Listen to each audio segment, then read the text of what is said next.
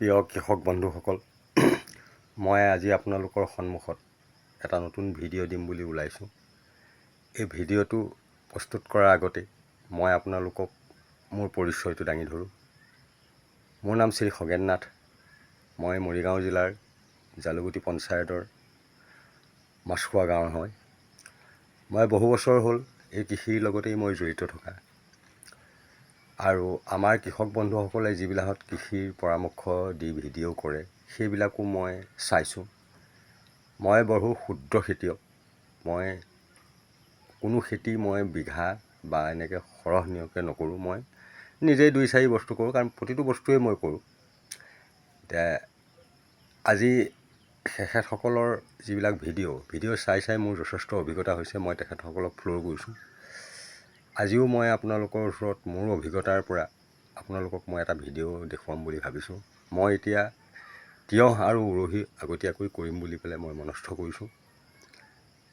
এই খেতিখিনি মইনো কেনেকৈ কৰিছোঁ মোৰ অভিজ্ঞতাটোৰ পৰা মই আপোনালোকক দেখুৱাবলৈ ওলাইছোঁ।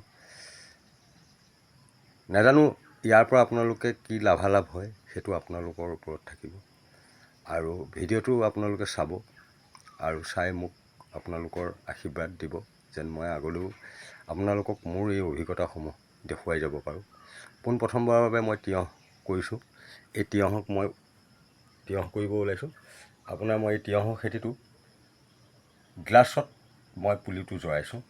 প্ৰায় 150-200 মান হ'ব।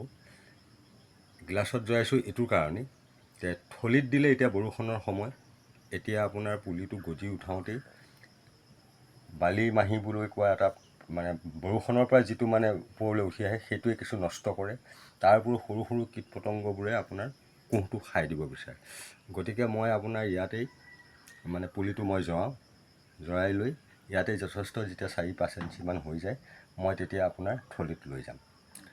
তাৰ লগে লগে মই আপোনাৰ প্ৰায় 100 মান মই উৰহী গুটি জৰাইছোঁ। এই উৰহীখিনিও মই ঠিক তেনেধৰণে জৰাইছোঁ।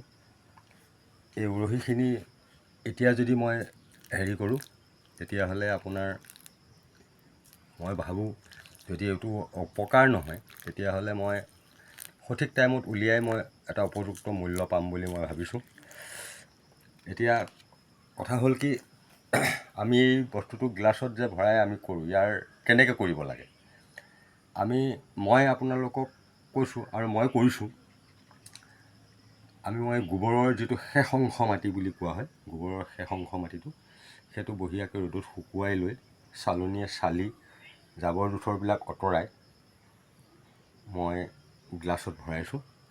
আৰু গ্লাছত ভৰোৱাৰ লগে লগে তাত গিলাচটোৰ তলিত বিলেটেৰে দি 2-3টা আক মাৰি দিছোঁ, যাতে পানীটো দিলে পানীটো যাতে ওলাই যায়। এডোখৰ খুব ছাঁ জেগাত থৈ দিছোঁ। মই ঘৰৰ ভিতৰতে থৈছোঁ এখন চালিৰ তলত। পুলিটো এইটো কাৰণে থৈছোঁ যাতে বৰষুণে তাক পুলিটো নগজাৰ আগত অসুবিধা কৰিব নোৱাৰে। ইয়াৰ পিছত ফুট উলিয়াই অহাৰ লগে লগে মই বাহিৰলৈ উলিয়াই দিম। এতিয়া বন্ধু বান্ধৱীসকল, এই গজালি অহালৈ মই দুদিনমান লাগিব। গজালি অহাৰ পিছত আপোনালোকক মই কেনেকৈ কি কৰি ৰুব লাগিব মই এই বিষয়ে আপোনালোকক সবিশেষ জনাম। এতিয়া ভিডিঅ'টো মই আজিলৈ ইমানতে সমাপ্ত কৰিছোঁ। আপোনালোকৰ আশীৰ্বাদ আৰু মৰম যাতে মোৰ ওচৰত থাকে সকলোৱে। গতিকে ভিডিঅ'টো আপোনালোকে চাই কি পালে এইটো মোক জনাব কমেণ্ট কৰি। কিবা দিহা পৰামৰ্শ লাগিলেও শুদ্ধ অভিজ্ঞতাৰে মই আপোনালোকক জনাম। আৰু লগতে মোৰ পৰিচয়খিনি দাঙি ধৰিলোঁ। মই আগতেই কৈছোঁ মই এজন খুব ক্ষুদ্ৰ খেতিয়ক। গতিকে আপোনালোকৰ মৰম আৰু আশীৰ্বাদ যাতে মোৰ লগত থাকে, এয়ে মোৰ আশা।